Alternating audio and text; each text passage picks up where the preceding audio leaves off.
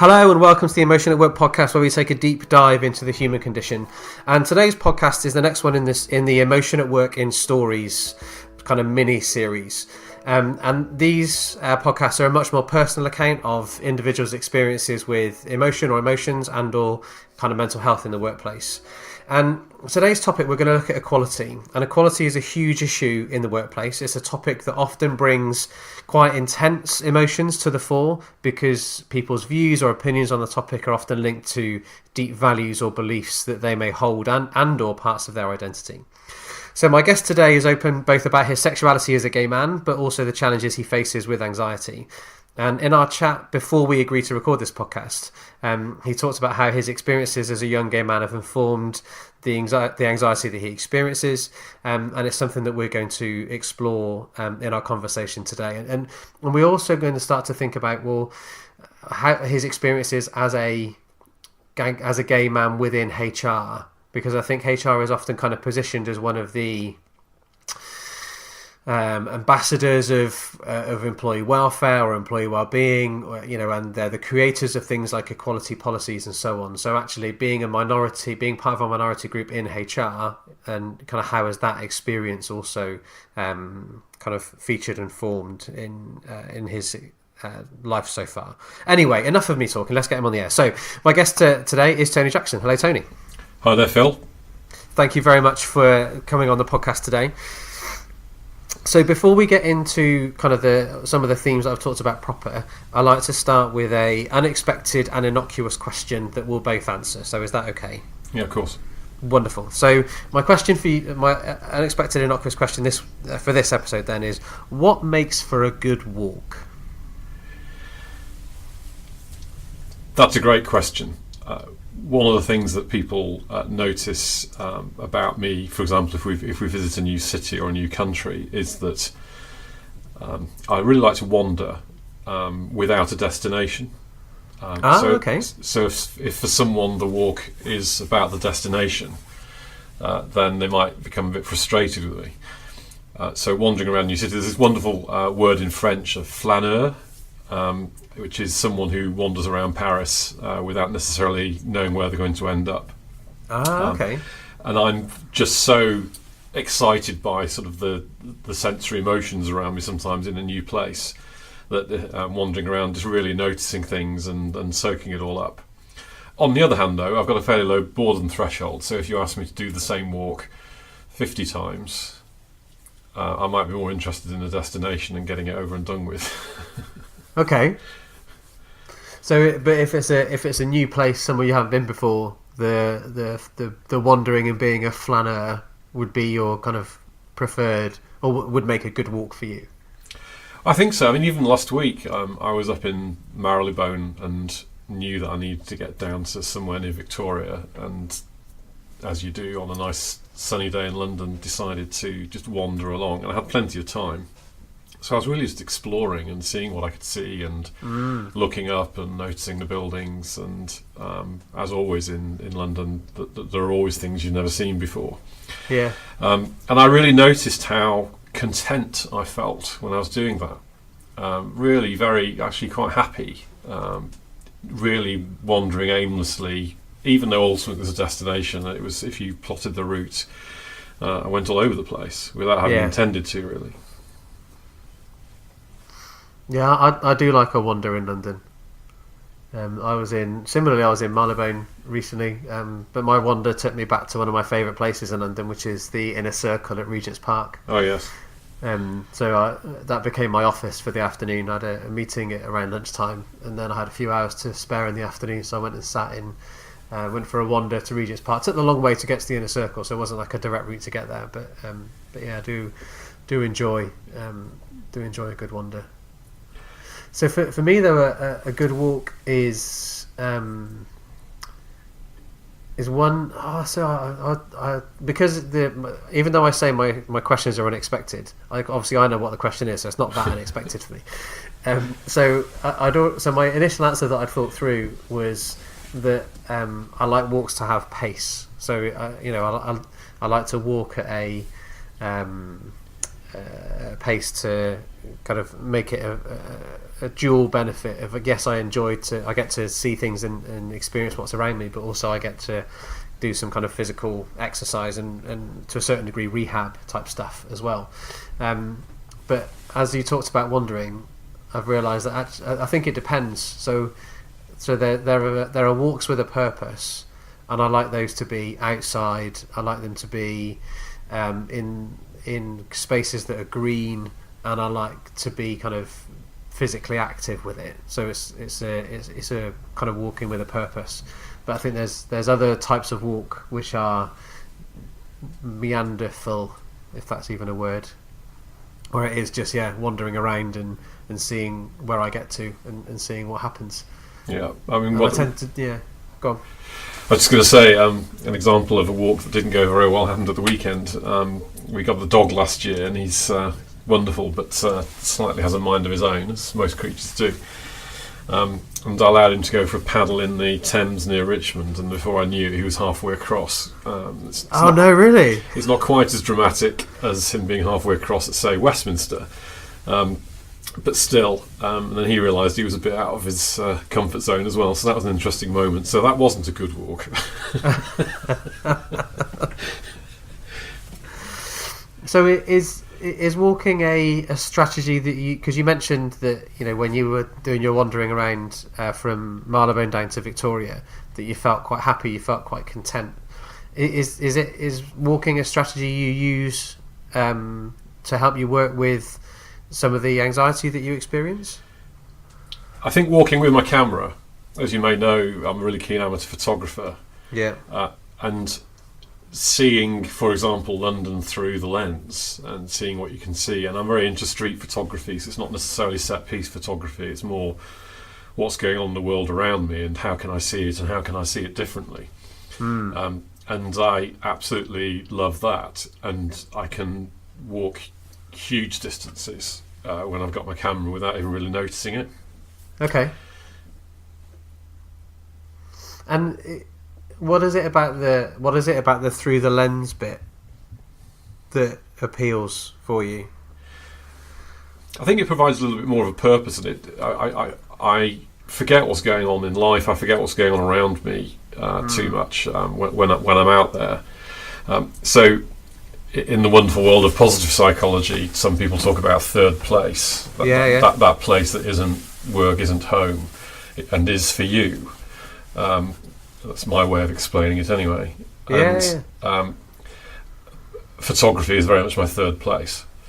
So in the context of the question about your walk, my mind immediately went to that, and I suppose it's walk with a little bit of a reason, which addresses the boredom threshold point that I mentioned earlier. Yeah. But I do lose myself in photography, and I lose myself in post-production, so I can spend hours fiddling around on Lightroom to just tweak the exposure and so on. Just really takes me to a different place. So I find that really interesting from a couple of different points of view. So one is that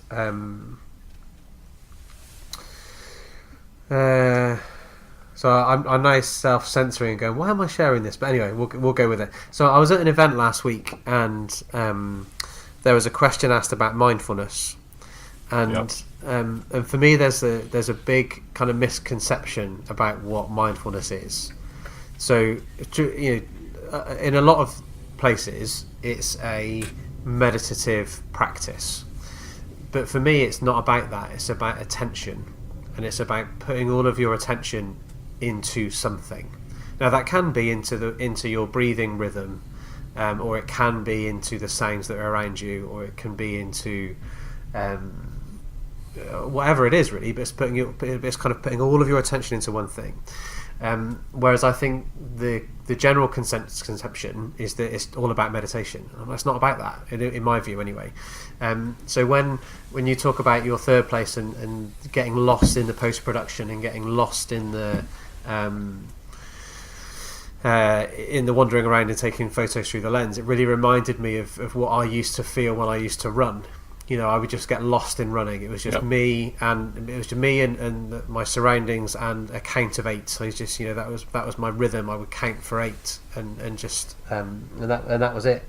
And so when people say, "What do you do for mindfulness?" I'll say, "Well, I run." And well, you can't run mindfully. I said, "Well, you can actually, because if you worked with the definition of mindfulness being it's about putting all of your attention into something, then absolutely I am. I don't go to run to think about other stuff. I go to run to think about nothing and just be in the running." There's a link there to my coaching practice. If as I think any coach should do, you're trying to create conditions of flow in a coaching session, both for you, for you and the coachee. That relaxed state of concentration is a mindful state, a state of heightened attention. So the meditation could potentially be a route to it. It's one of the tools in your toolkit. Yeah. One of the best things I've ever done is decide to go on my detox retreats, which I do every year, and we can maybe come back to that later. But just as a headline, I've learned there that practicing meditation in different ways can be a route to a place where you have real clarity of thought, but it's the route to it. It's not the state itself. So I completely agree with you about that.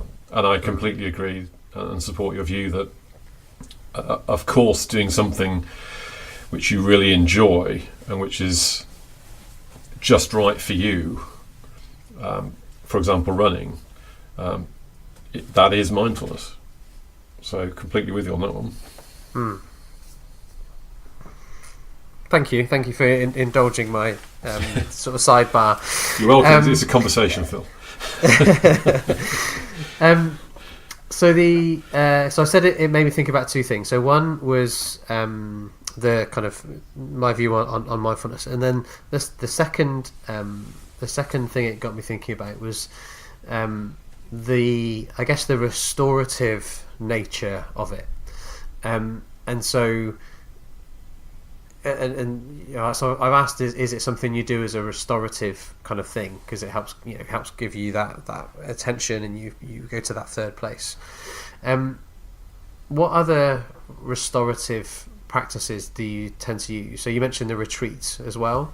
Yeah. Well, you mentioned a few minutes ago the idea of being very focused on the breath, and some of the techniques that you pick up by going on those sorts of retreats, you can practice them even in a crowded tube carriage. Yeah. So if someone is in the group with me that detests rush hour tube travel, to the point of actually not really being able to do it anymore, so I actually try and avoid tube travel during the rush hour. But if I am in that situation, I find that some of the techniques that you pick up from those retreats, you can actually practice them there. So playing with your own energy, complete focus on the breath, to move away from any other thoughts or emotions that are going on, and so on. Yeah. And the retreats aren't all about that, but certainly I've got a few things in my toolbox as a result of going on them. I think restorative is a really good word, actually, and I'm not sure I've even ever thought about it quite in those terms. I mean, obviously there's a linked objective of going there if you're going on a retreat, even the word itself. But actually, that's a really good way of framing it. Okay. So in my introduction, then I talked about a number of different things. So I talked about being open with your sexuality. I talked about being, and the impact that's had on your anxiety. I also talked about being open about your sexuality within HR, and then that links us back into some equality. And I know they're different things, but I'm going to bring three terms together in terms of equality and diversity and inclusionness within that. And then there's anxiety in general. And to a certain degree, I want to kind of give you an element of kind of control about where we go. So of those different aspects or those different themes, where would you like us to start? I think in the context of what I understand you're trying to achieve with this series, which is a great series, by the way. Thanks for the invitation. Is understanding what it's like to carry around with you a sense of difference, and how your experiences in life and in the workplace can really tailor your instinctive responses to situations you find yourself in. Okay. I don't think it's necessarily the place to go off into the realms of psychosynthesis and all that sort of stuff, which I'm really fascinated about, and there are elements of that in my coaching practice. Mm-hmm. But summing it up as what gets in the way, and that classic coaching term of inner game. How do you get in your own way? I think that's the sort of place where I would start, because for me, I'm pretty robust about how I look after myself in terms of other people's reactions to my sexuality. And it's not a sob story. I've got a story, but it's not a sob story. In fact, I've had a fantastic experience as an openly gay man, and I was, let's say, largely out in the workplace way before there were the workplace protections in place that there are now, which is a really interesting experiences that really shape you. One or two of the things that happened to me early in my career, which built on things that had happened to me in my teenage years and at university, of course I carry them around with me to this day. I mean, I'm 53 years old now. One of the things that happened to me when I was 19, 20 years old comes back to me over and over and over again. It was one of the most dramatic moments of my life, and it was linked to this particular point. So I think, as you said, yes, there is a complexity. We need to narrow it down. So overall, in the context of this series, I think it's what gets in the way and how that shapes your interactions with other people. Okay, so let's stick with that then. So what does get in the way?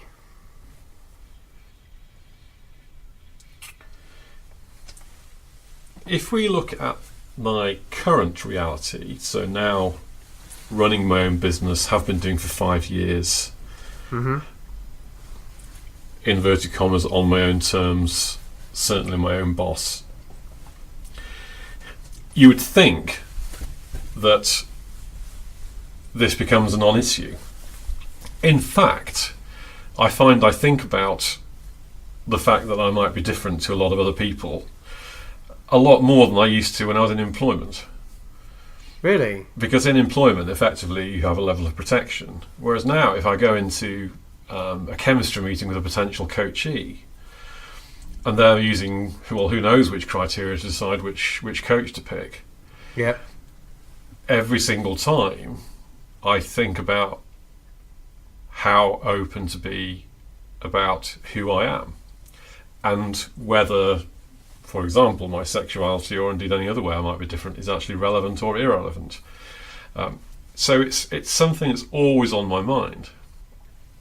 And as a coach, you want to be authentic. As a coach, you need to be putting some flesh in the game at times. I had a situation recently where someone suddenly decided that they wanted to discuss something about something that's going on in their workplace, where it would have been really bizarre for me not to declare my own sexuality in the context of what they were asking me about. Okay. And the guy, in a very good way, nearly fell off his chair because he hadn't the slightest inkling from our work together to that point that I might have a different sexuality to him, and indeed nor was it relevant, but suddenly it became relevant. So I think that's been a surprise to me as well, in terms of perhaps feeling in some ways slightly more limited than I did when I was in employment. And so I find that really interesting, because the general narrative would suggest that, as you alluded to when you set the context for that being your own boss would feel freer than being in employment. Yeah, and in many ways it does. And of course, there are two things at play here. There's the, do I feel it's an issue? And do I need to feel it's an issue? Because actually, in most people's minds it isn't, but you never quite know. No. And you have to earn a living, and I want my company to be successful. And so that thought process that many people might go through with some type of difference, or if they feel they belong to a minority group, is at play, and it's at play very regularly. Even with my most important repeat clients, one or two of the key players I don't think would be aware of my sexuality, and that's not because I've necessarily hidden it, but we haven't talked about it as openly as someone who's heterosexual might do.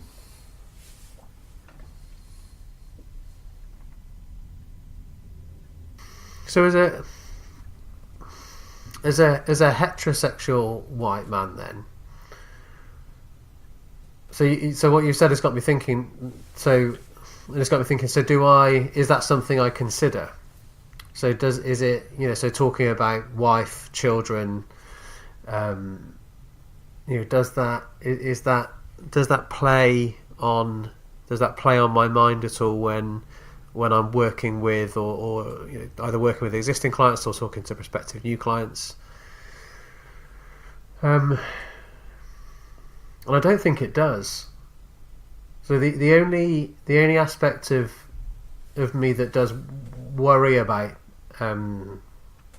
things is I suppose I say only because there might be two actually. So the main one that most often comes to mind is how open I am about some of the work that I do in the behavioural analysis and deception detection world.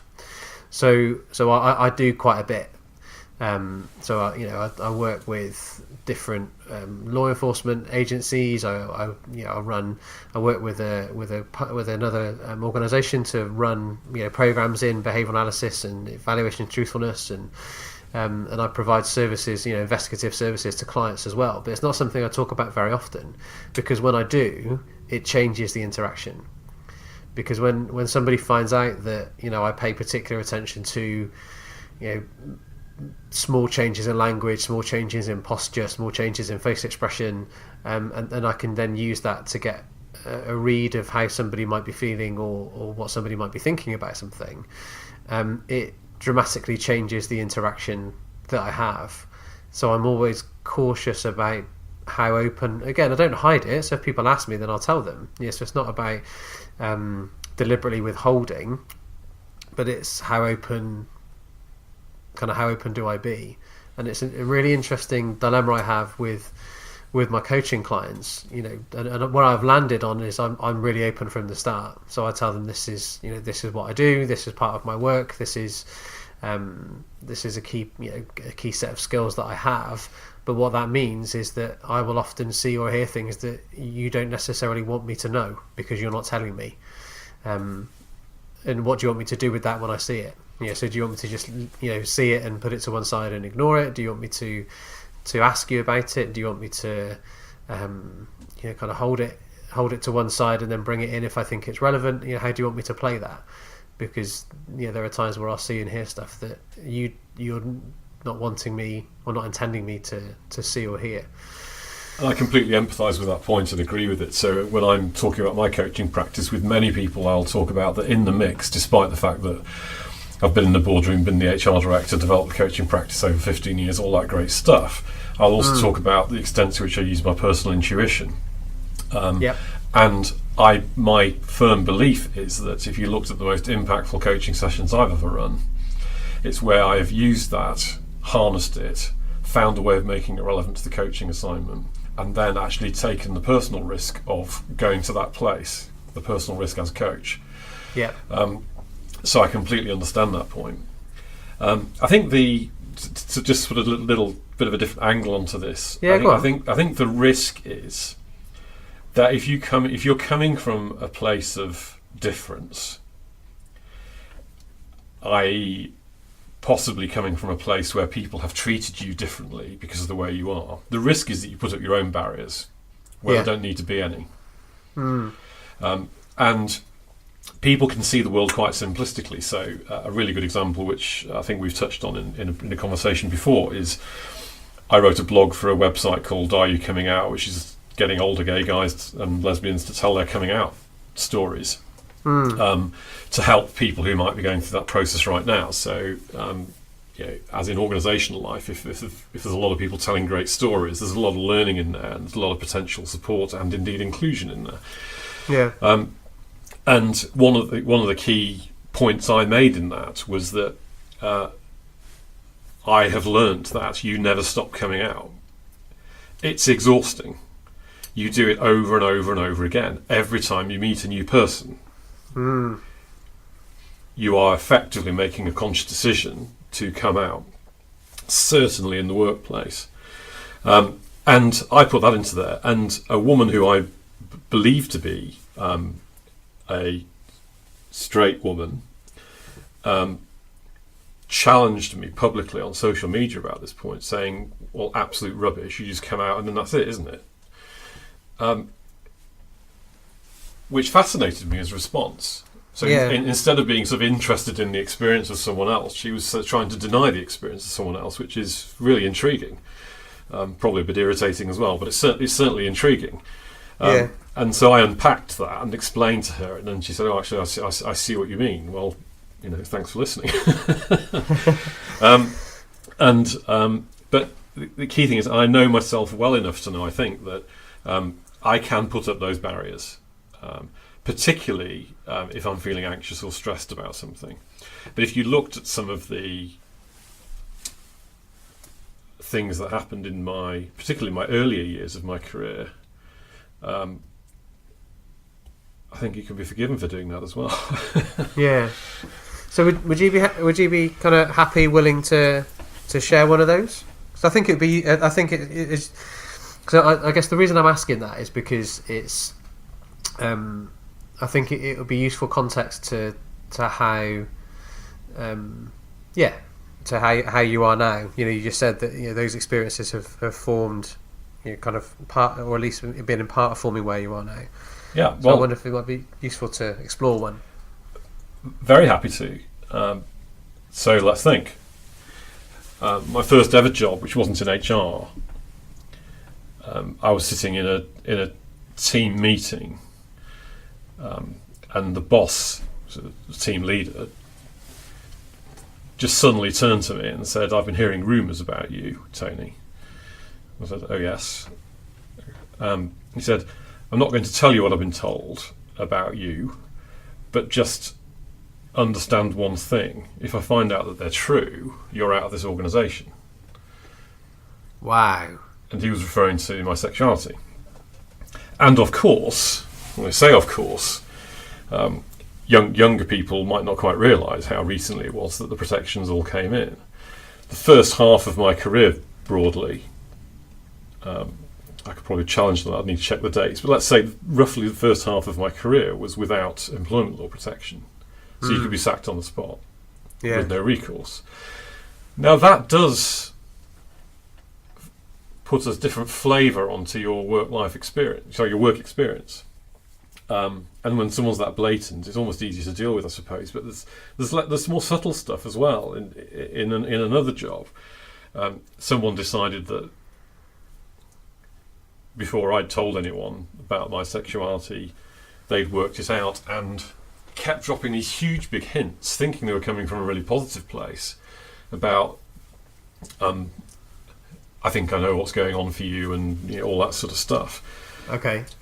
And they were on their agenda, doing what they think was right for another human being, rather than asking questions and seeking to understand. Because there can be a million reasons why anyone, and I'm not just talking about sexuality here, just in basic relationships in the workplace, are you on your agenda, and then is that the right agenda, or are you on the agenda of the person in front of you? Are you dealing with the person in front of you, or are you assigning them to a group about which you make huge assumptions, and therefore you get it completely wrong with the person in front of you? But then there have been others. I mean, my dream job, the one that really changed my career, was arriving at what was Price Waterhouse Management Consultants in 1995. Okay. So this would have been before this again was prior to any kind of employment law legal protection. Yes.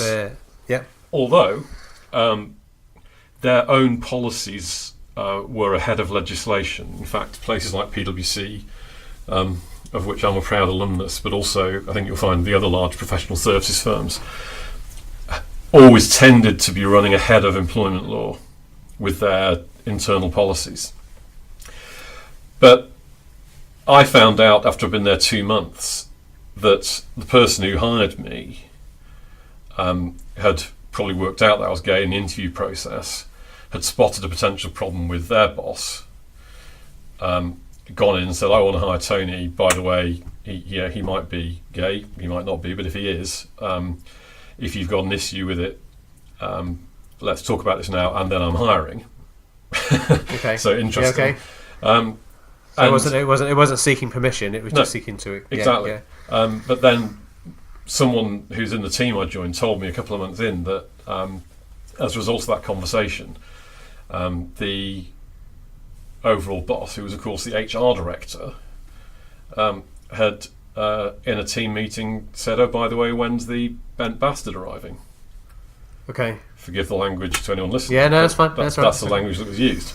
Yeah. And that's the HR director. So, these things shape you. And then little subtle things like, having let's say a pretty robust discussion with a fellow director as an HR director, and expressing strong disagreement with something, maybe displaying a slight bit of emotion about the thing that was the topic of conversation. And the response is, I haven't got time to deal with one of your queenie fits. Well, I'm not sure I've ever had a queenie fit, whatever that is in the workplace. But just so dismissive of a different opinion and attaching it to the fact that you're different to them again. So those are the sorts of things. And as I said earlier, these aren't a sob story, but this is the life experience of many people. And there are people who've had much worse experiences than that. I don't regard those as, I think the first one probably is quite dramatic, but I'm not carrying around a sense of grievance around them. I am carrying around a sense of difference. Yeah. And how have those experiences and that sense of difference then? How do they play into the anxiety that you experience?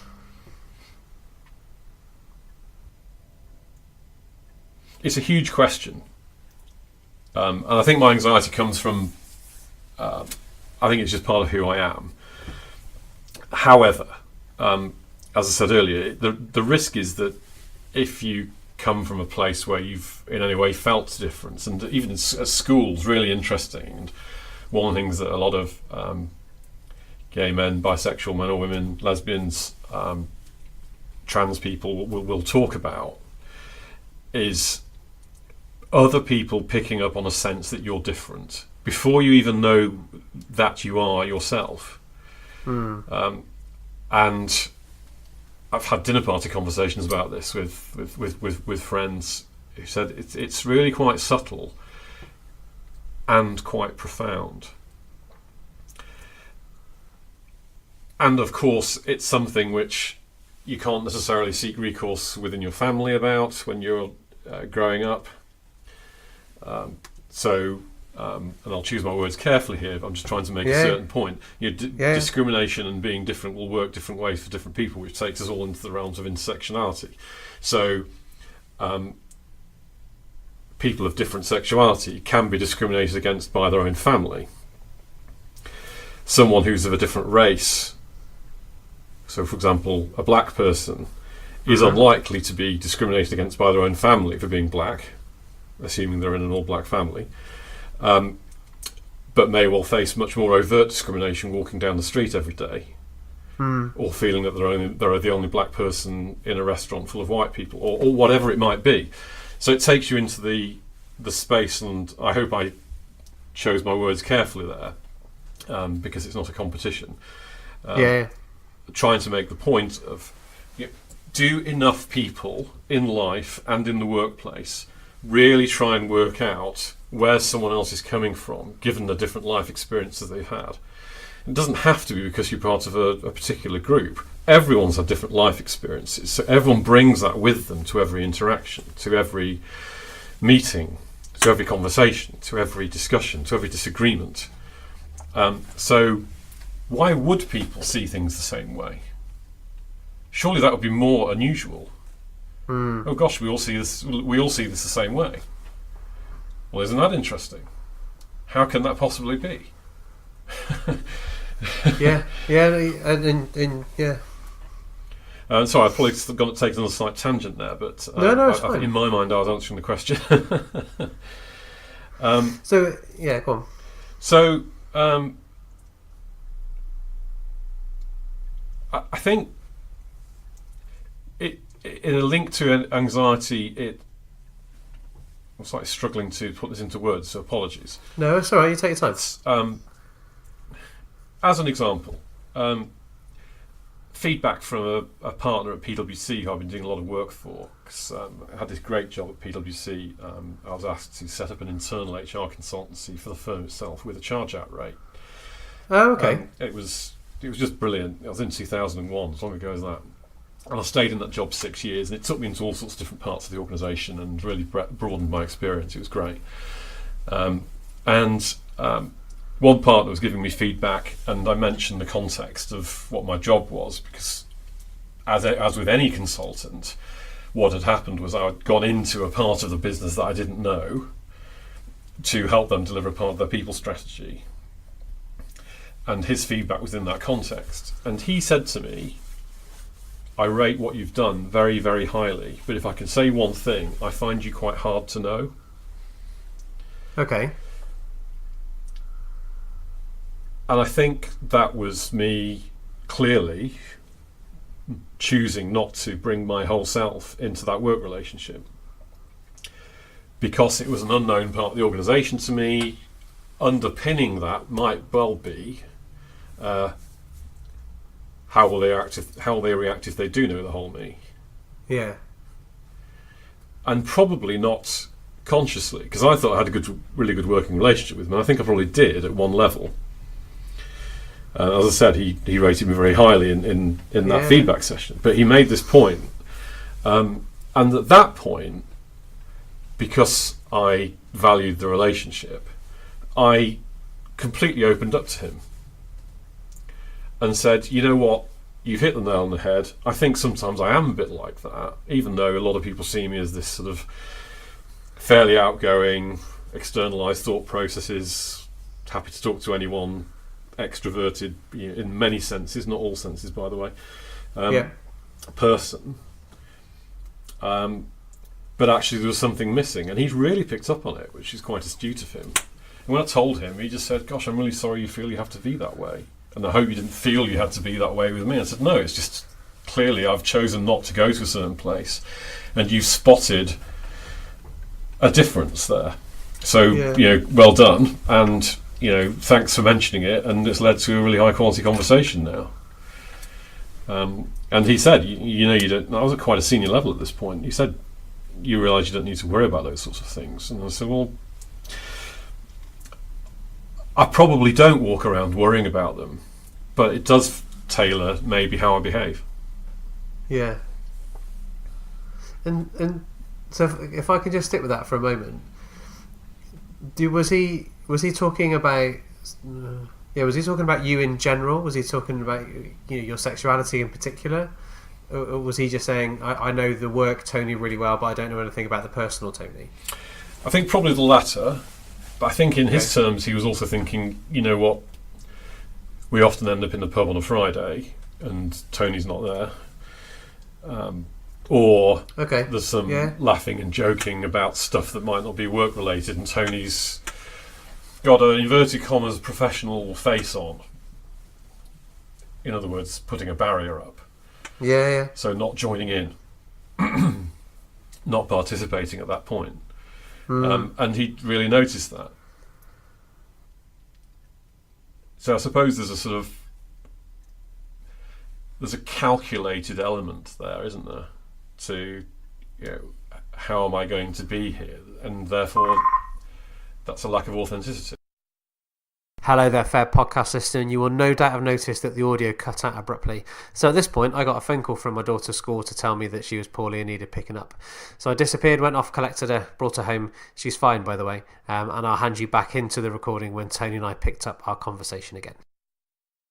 So welcome back to the Emotion at Work podcast. So we've had a pause in proceedings. I had a call from my daughter's school to say that she was poorly. So we paused while I've gone to pick her up, and now we're going to sort of pick back up from where we were. So if this isn't a seamless pick up from where Tony and I left the conversation, then apologies, but we'll do our best to pick up where we were.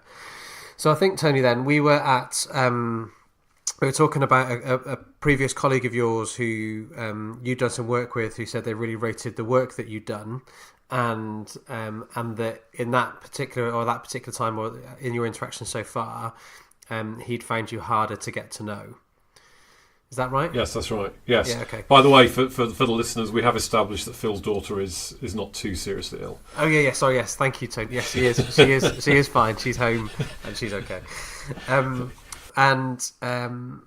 it got me to thinking then. So whilst I was walking to and from my daughter's school, it got me to thinking about, well, how or to what extent does everybody hide parts of who they are, or choose not to share parts of who they are in the workplace? So if I think about, say, other conversations I've had with other guests on the podcast, I suppose, as well, around, so for example, when I spoke with Amy King about burnout, so part of that was that she wasn't aware, she wasn't aware that she was feeling or she was experiencing burnout, but also she wasn't sure if she wanted to share that she was.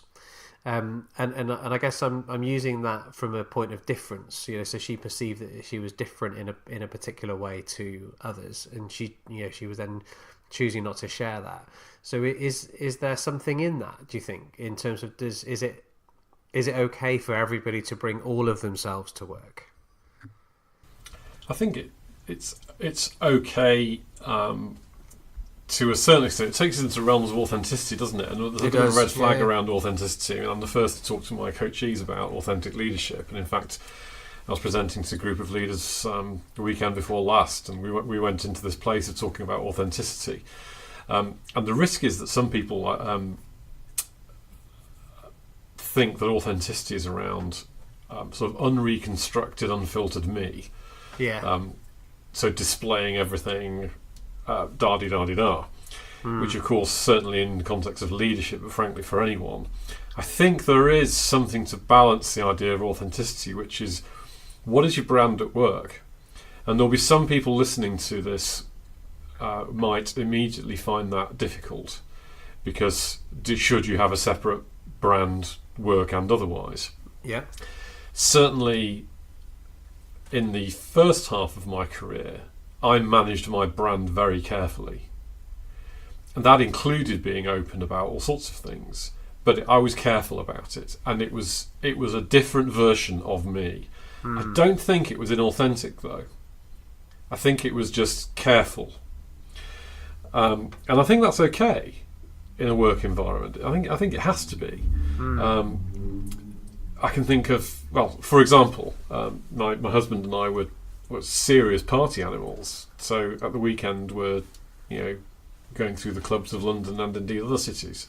I'm not sure every single detail of our expeditions into different nightclubs was necessarily for the workplace. There was nothing dramatically wrong going on. But do you choose to share everything? And how does it impact on you? And particularly if you're already thinking that you might be slightly different. So there's that balance between authentic you and which versions of you are there. And certainly you can see, even out on social media, when people do talk, and indeed in your series, when people do talk about the challenges they're facing, you get a largely positive response. You don't get a universally positive response. Yeah, there's always something else going on. And I got a couple of thoughts on that. Go on. So For example, I'm very resistant to anything that falls into the realms of all men this, all women that.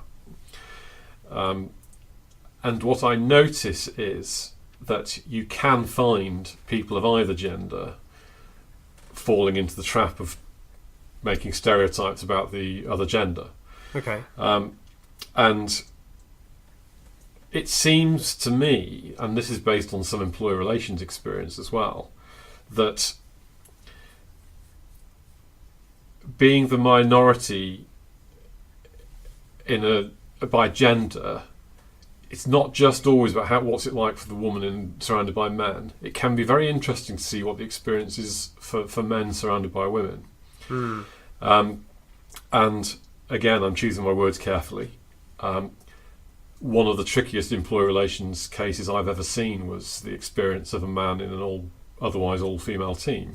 And the precise dynamics that you'd see elsewhere were being repeated, but just the other way around, which is fascinating on one level and is really disappointing also. I've had personal experience of this because there were some interactions at one point on Twitter where people were resisting quite strongly the fact that there'd been an article in People Management about what's it like to be a man in HR. It's just one edition.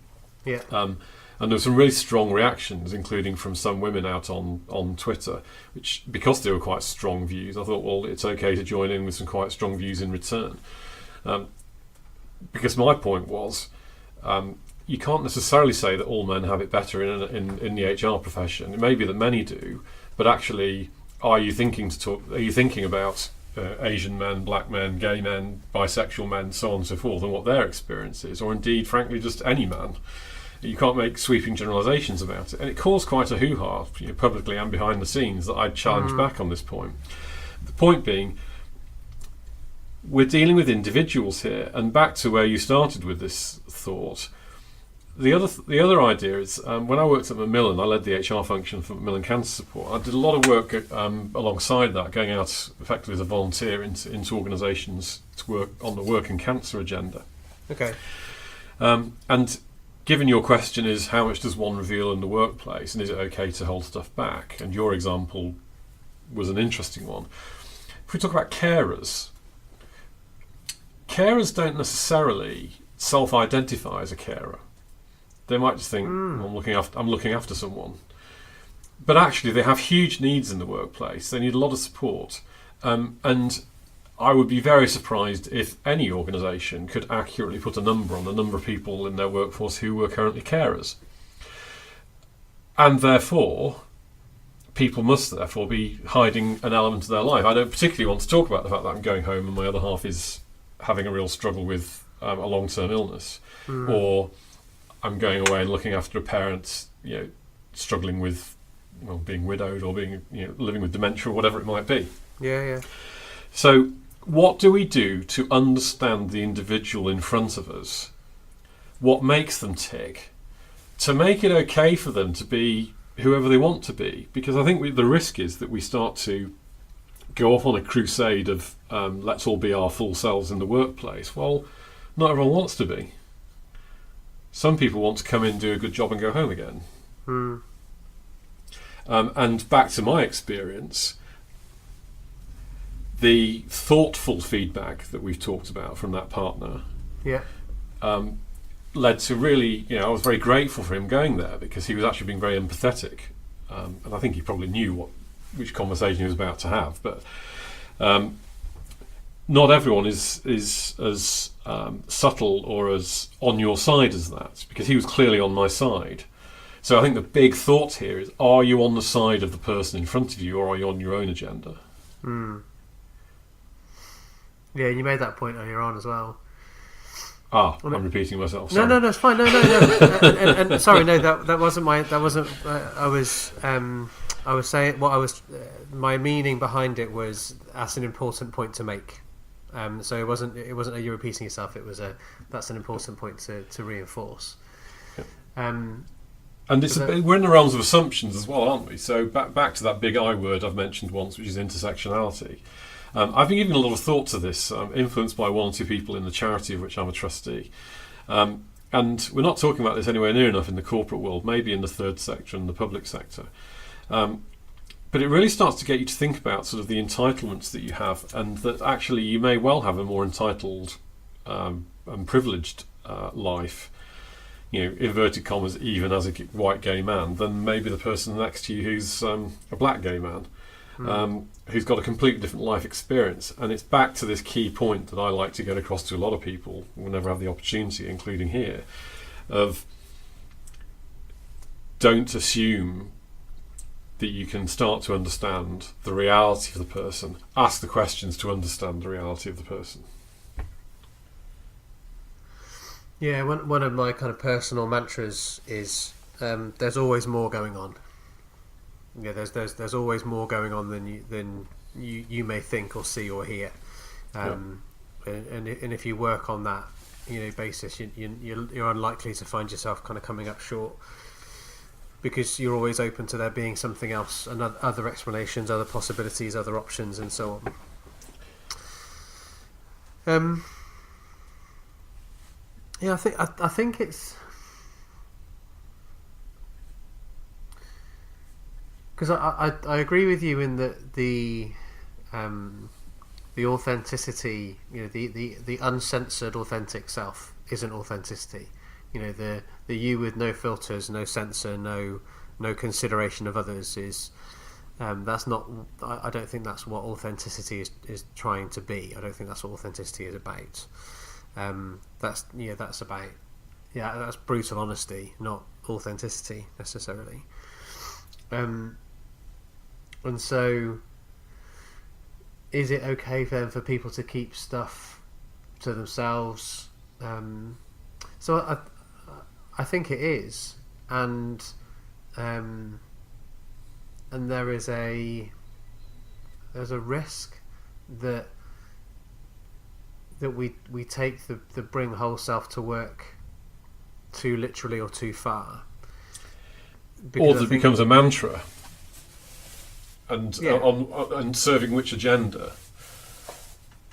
Because I think, my experiences in life, for example, I think made me a much more inclusive person than might otherwise have been. Doesn't mean I get everything right. No. And far from it. I think it's very easy, particularly if you're in a leadership position, to get this sort of thing wrong. If you have the value, we are open. Well, what if someone doesn't want to be that open? Does that mean they're not living the values? These are quite big questions, I think. Yeah, no, I agree. And I think what then... Because when I then think about one of the original kind of themes that I positioned at the start of the podcast that we were going to explore today, which is around anxiety as a theme. Yeah. So I would, and maybe unfairly, but I'll go with it anyway. I would link anxiety to fear as an emotion, in that, and what some of the research suggests is that when you look at reasons why people are scared, invariably it comes back to they perceive there to be a threat of harm of some description. Now, that could be a harm to their physical self, but it can also be a harm to their psychological self. So it can be a harm to their identity or their reputation or their potential future earnings or their potential future clients or their potential future prospects in an organisation. So it's not, and it's not, those threats don't always have to be kind of real in the physical realm, if that makes sense. So those threats can be real, like something's happening in the world around you at that particular moment in time, but you can also feel threatened by something that might happen. If I do this, then what? In the if, when, or if then kind of conundrum. Yes. So I think what sits behind some of those things that you might want to keep to yourself is the insecurity or the unsure or the anxiety about, what could that mean for me, or what could that what harm could that do for me, or what harm could that bring for me or to me. Yes, and indeed, if someone's prone to anxiety, as I've realised, at the age of sort of 47, 48, so 5 years ago probably, I put that label onto it. It was actually quite a breakthrough to identify it as something. So rather than why am I feeling the way I'm feeling, it's more, my anxiety is at play, which is actually quite helpful to have that label, certainly for me. To build on what you've just said, the way I experience anxiety is that those things which might be a threat feel very real. And it's the flip side of the intuition that I use in my coaching. I think we've touched on that already. And if one has the ability to spot and notice things and draw inferences and pull it all together into a concept that might actually be real, that can be real positive. The same applies if it's anxiety. So you pull together all these thoughts and ideas and create a concept which is a really negative thought, and it feels very real to you. And if you add to that sometimes, often, the things about which you are anxious or scared actually then come true. Just as an aside, it's probably not the right focus for this podcast, but just as some context, my biggest fear as a child was losing my mum, and then my mum died and I was a young man. So, the things you're frightened of actually then can happen. Therefore, the anxiety, you can think, actually, you go into real fight or flight place. Now, if that is being triggered by someone in the workplace who is treating you differently or even being hostile to you because of who you are, then the risk is that you're in the grip, you have a stress response, it impacts on your performance, it impacts on that relationship. Crucially, you're not at your best. And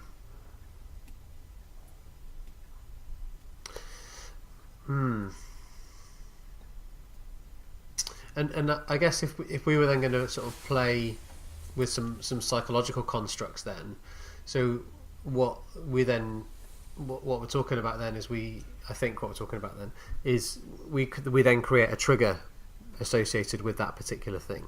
So when I did X, I got Y, and because of the either intensity of the emotion at the time or if that's happened a number of times, that can make the trigger hotter as well, and then we potentially turn it into a script. So we can easily see how this plays out. We can see how this plays out. And I would add to that, back into realms of psychosynthesis, the future as interference.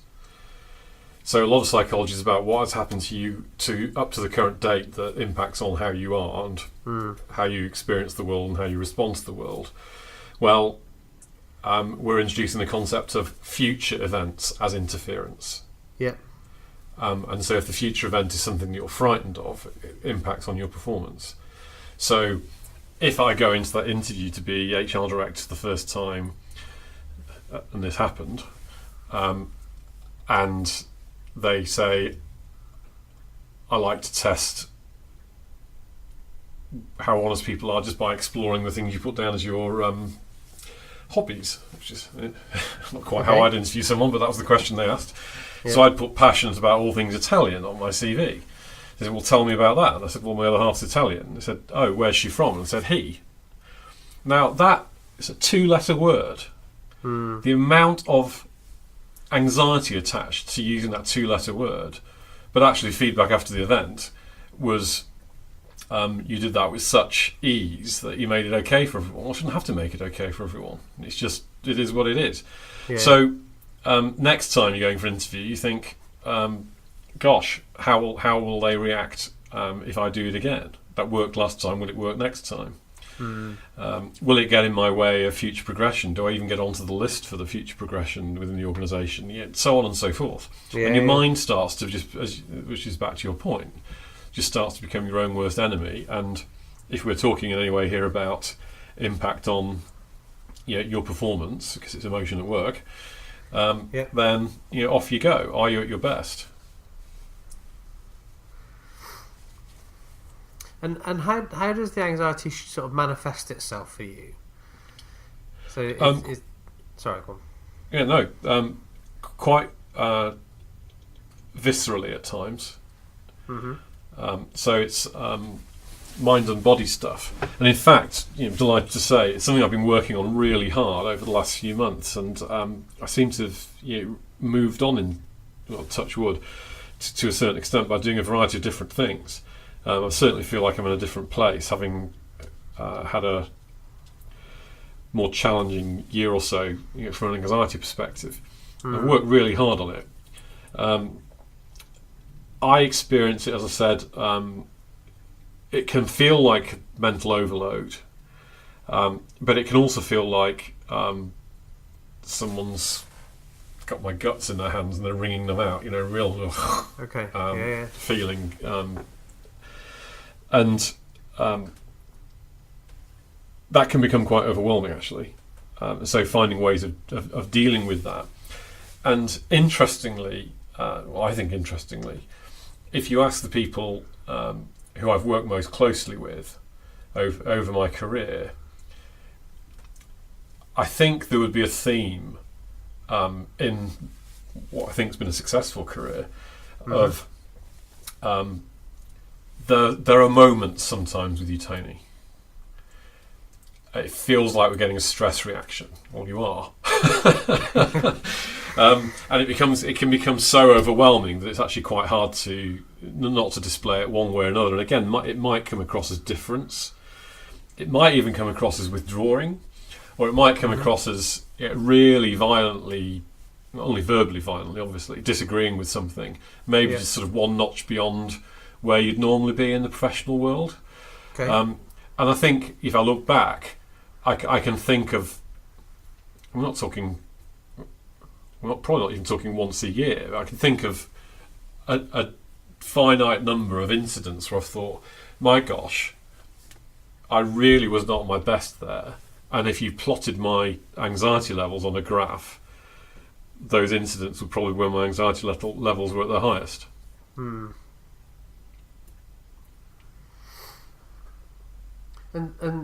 And that's kind of looking back on it reflectively. So it manifests itself, you said, both kind of physically and mentally. So physically in someone grabbing you, feeling like someone's grabbing your guts and wringing them out. Yeah. You described it as mental overload. And so looking back on it now, you sort of say you can see the pattern between when those one step beyond what a normal professional kind of interaction would have been. Plot that with my anxiety levels and they were really high. So with the work that you've done recently, when does your awareness of the anxiety kick in? Well, the work's been about actually removing the causes of it. Oh, okay. Rather than managing it. Oh, right, okay. So tell me more about that then. Well, I just think we're in a world where we're just constantly bombarded with negativity these days. As a specific example, and we met through Twitter, and that would be a shining example of how it can be a positive thing. Well, I first went onto Twitter when I was leading HR for Macmillan Cancer Support, and I was very much encouraged by the social media team to go onto Twitter as a campaigning mechanism. I go out there with a point of view on things, and they were obviously thinking in terms of campaigning on behalf of people affected by cancer. Yeah. And I kind of had that as my Twitter brand, having something to say, let's put it that way. Okay. Along with a lot of other people who've got things they want to say, and some of them not very pleasant people who sit behind their anonymous accounts and so on and so forth. Yeah. And had some really unfortunate interactions out there. So I suddenly realised that I need to manage Twitter better and social media better. So I'm now doing it completely on my terms, which I'm not sure is going down too well with some people because I've halved the number of people I follow. Okay. Including some people who I love to bits in the real world, but somehow it doesn't feel right on Twitter. So there's a relationship with the real world, and let's build on that. Yeah. Well, also not listening to the news so much, not looking at the news websites so much, not having news alerts, pumping stuff out all day. When I'm working at my home office, not having Radio 4 on in the background, having music on instead. Thinking consciously about where I spend time, thinking consciously about the type of literature that I'm reading. It's so on and so forth. And all of them are quite small steps, but actually they've had a huge impact. The other thing is, back to the retreats. I work with an amazing guy there who's, I suppose it's quite hard to put a label on him, but something like, let's say, a healer or an energy guy. Okay. And I had some real breakthroughs with him recently as well, after some really concerted work by both of us. So a combination of different things. And everything just feels a little bit more level than it was a few months ago, a little bit more, I suppose, in control. Mm. And just not worrying about stuff that isn't worth worrying about. Making that choice. And was that stuff that was kind of out of your control? So, for example, the news that you would be consuming, or the interactions that you'd be having online? Yeah, I mean, there's other stuff as well. I mean, just as context, father died 2 years ago. That brought back everything about mother dying. Then we had to deal with his estate, stepmum living in the advanced stages of dementia, so on and so forth. Right. There's all that going on. Plus, father-in-law's not well, etc., etc., etc. If you add into that a world, and back to our topic, so we're linking together the anxiety and the feeling different or being different in the world, a less tolerant world than maybe it was a few years ago. Well, certainly it feels that way. So that absolutely is a trigger for anxiety. Did we think we'd won a lot of battles in terms of it being a more inclusive society, only to see it actually swinging back away from that? I think you could argue that has at least partially happened. And the experiences of people from different countries, the experiences of people of different race, and the experiences of people of different sexuality in the current world and in the current United Kingdom are not, I don't think, overall as positive as they were 5 to 10 years ago. Okay. So it all starts to link together, doesn't it? Yeah. But it's not. Again, this all sounds very dark. One of the things I wanted to really emphasise is that actually, if you can harness this difference, if you can really think it through, I think it leads to, certainly led for me, being a more empathetic person, at least some of the time. As I said, a more inclusive person, certainly think a better coach, because you bring these experiences into the coaching relationship. Much more, I think empathetic. So there's a real positive part to this. Yeah, absolutely. And how I've got 3 questions in my head, so I'm trying to decide which ones I want to ask in what order. So you mentioned that the experiences help you be more empathetic, be more inclusive. So how do you harness the anxiety to help you?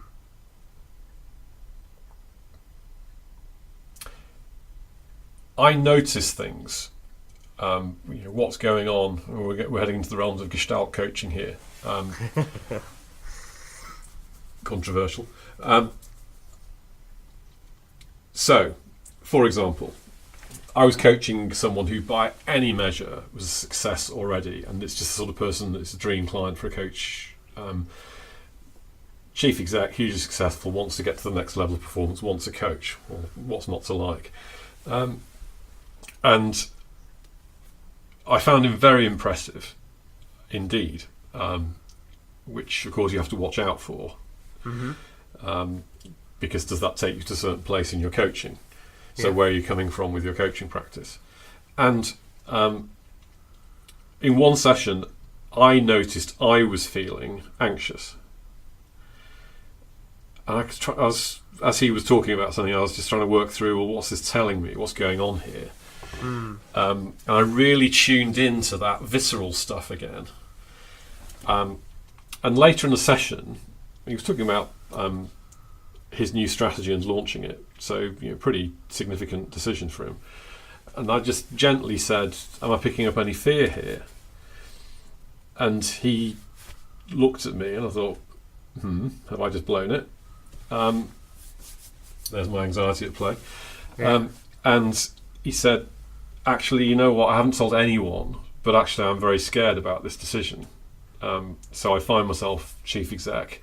I'm about to make one of those decisions which would sit on a company's timeline. looking back, these were some of the big decisions that we took. And it feels pretty lonely. And yes, I think you're right. There is some fear here. So we then worked on that because, of course, that's potentially his interference. And so how do we overcome that and help him be at his best and so on?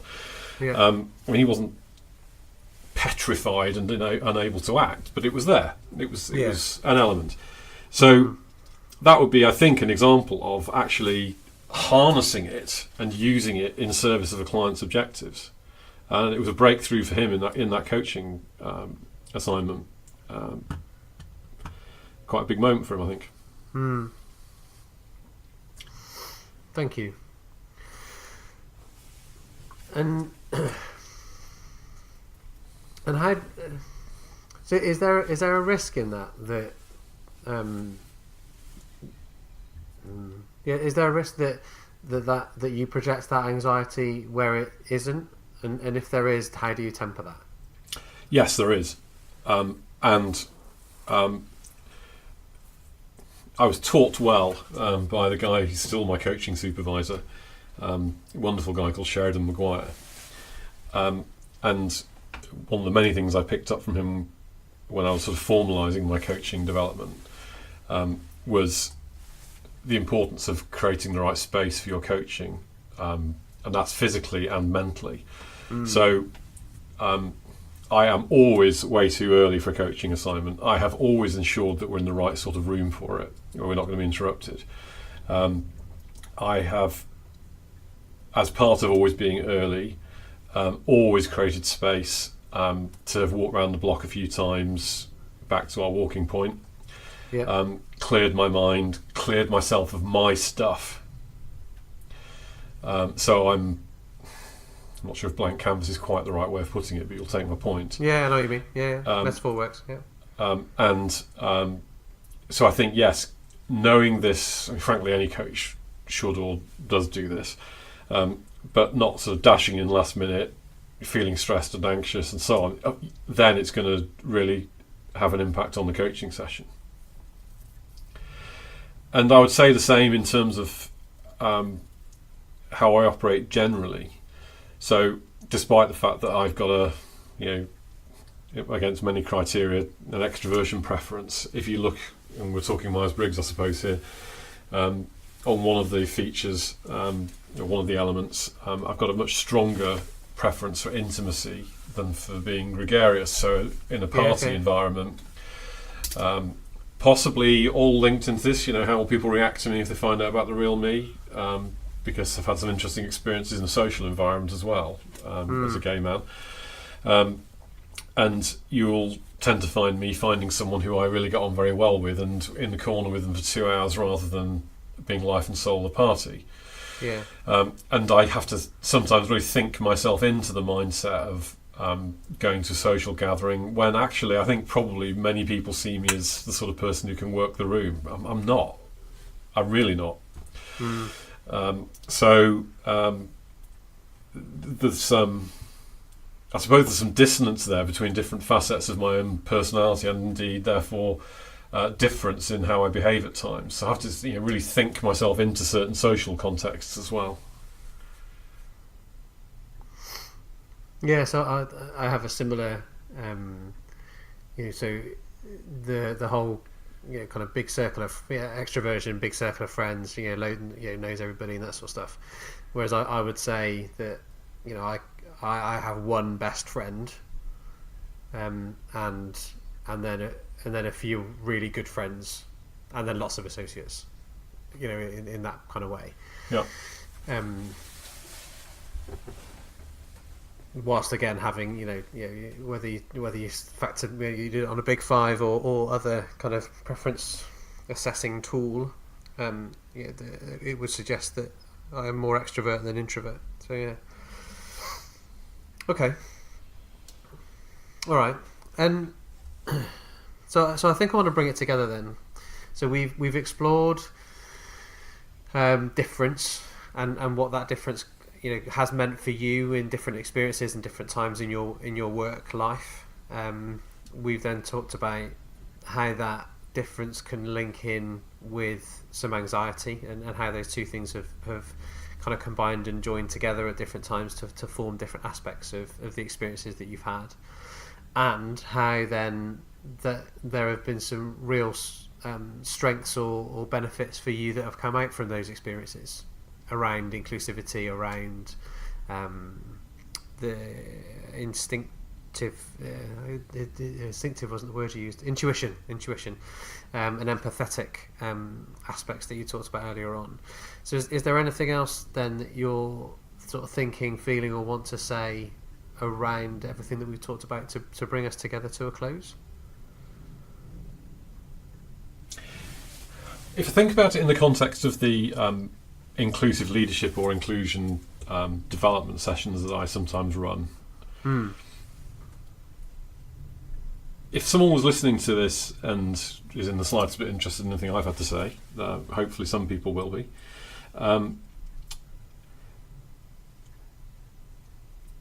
think the important point is that the person sitting next to you in the office could be bringing a lot of this kind of stuff to the table with them, into your interactions with them. And so certainly for a leader, but frankly for anyone, pausing to reflect, giving people space to go where they want to go, suspending your own, I suppose, judgment criteria about things, again, to give people the opportunity to bring their experiences to bear and to be as open about things as they want to be, so appropriately open for themselves, is just crucial. I think it really could unlock things if more people really worked on this, and that's what we're all in business to do, isn't it? Which is to create better workplaces, to create, help people be at their best, be at their best performance, regardless of what sort of measures they are, and so on. I just think that, as with other guests that you've had, if people can suspend their own life experience at times, and I have to do this as well, obviously, in service of really understanding the person in front of them, and I know I've repeated that point, I think that's a huge learning point, certainly. And I think it potentially is a real differentiator as well in organisational life. And some people do this really well, by the way.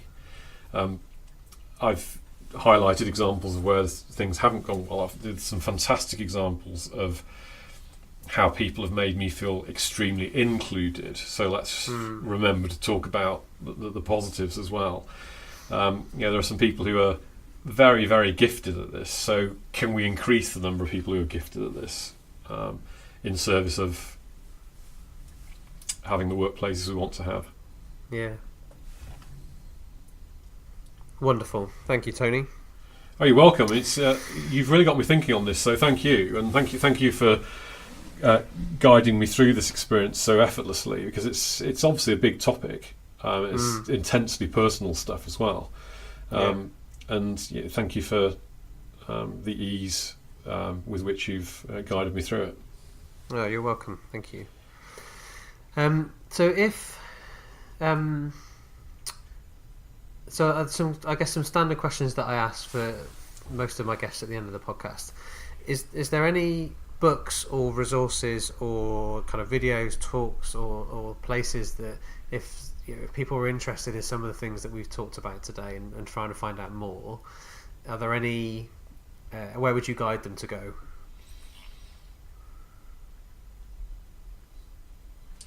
I think that's a really interesting question. I instinctively respond to which books you'd read by steering people away from business books.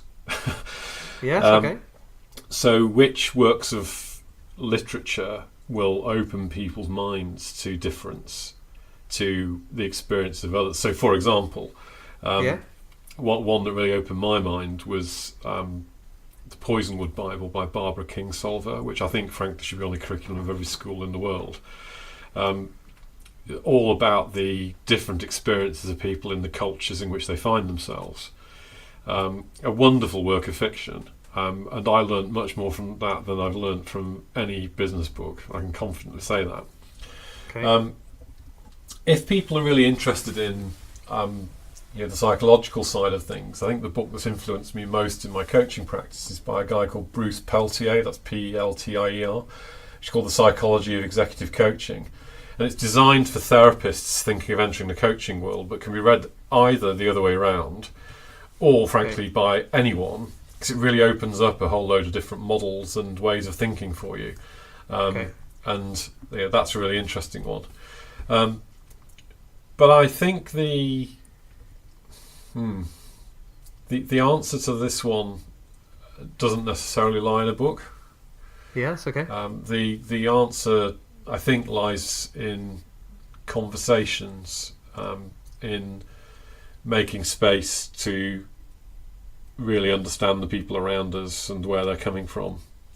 And as we've already discussed, in the behaviours people display as leaders and as colleagues, in trying to create the conditions firstly of inclusion and also the conditions for the highest possible performance. And this is what it's all about, isn't it?